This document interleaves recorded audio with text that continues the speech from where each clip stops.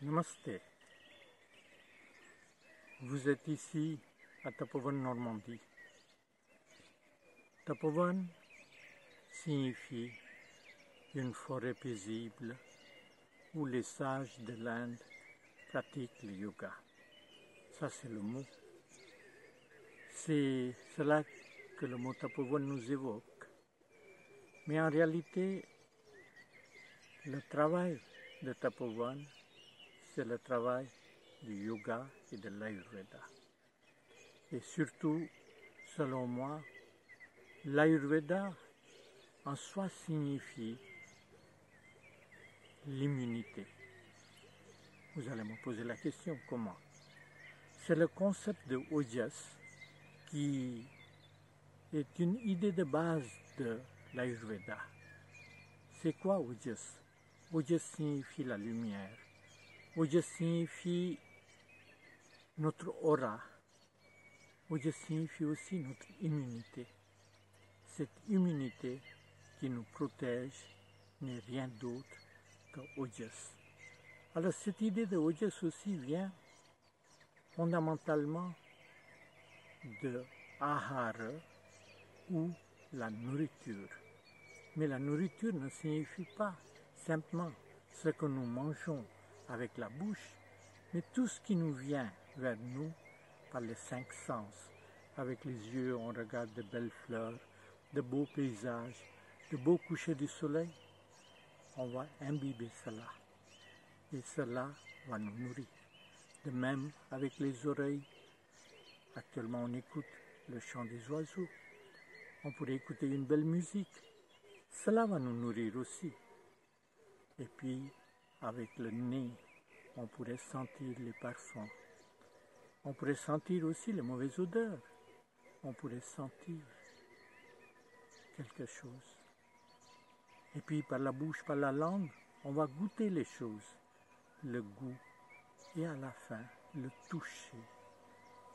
Toucher qui pourrait être agréable, qui pourrait être désagréable. Tout cela va soit nous nourrir, soit nous créer des sortes de toxines. Alors, les cinq sens qui nous nourrissent, puis la nourriture. Mais aussi, la pensée positive va nous nourrir. Pas seulement la pensée positive, même la présence d'une personne agréable ou désagréable, ça va nous nourrir d'une façon positive ou négative. Il y a des lieux aussi qui nous nourrissent. Il y a aussi des âmes, grandes âmes ou des grandes personnalités qui nous nourrissent. Alors toute cette nourriture-là, on va digérer. On va digérer dans la forme de rasa. Et ce rasa va transformer dans rakta ou le sang. Ça c'est encore. Et puis à la fin de cette chaîne, avec l'aide de Agni, le feu, ça va se transformer dans Shukra ou de semences de reproduction. Et puis au-delà, il va rester une certaine énergie qui va se transformer dans notre aura ou dans notre lumière. Et c'est cette lumière-là qui nous donne notre immunité. C'est cette lumière-là qui nous donne le courage, la volonté. C'est cette lumière-là qui donne la beauté des jeunes femmes. C'est cette lumière-là qui donne la virilité des jeunes hommes et des garçons. Et c'est cette lumière-là qui donne une beauté profonde intérieure. C'est grâce à cette énergie de notre propre aura, qui produit aussi l'énergie de l'amour. Comme disait Einstein, vers la fin de sa vie, dans une lettre écrite à sa fille, qu'en réalité, E égale mc au carré, non. E, l'énergie, égale l'amour, multiplié par vitesse de lumière au carré.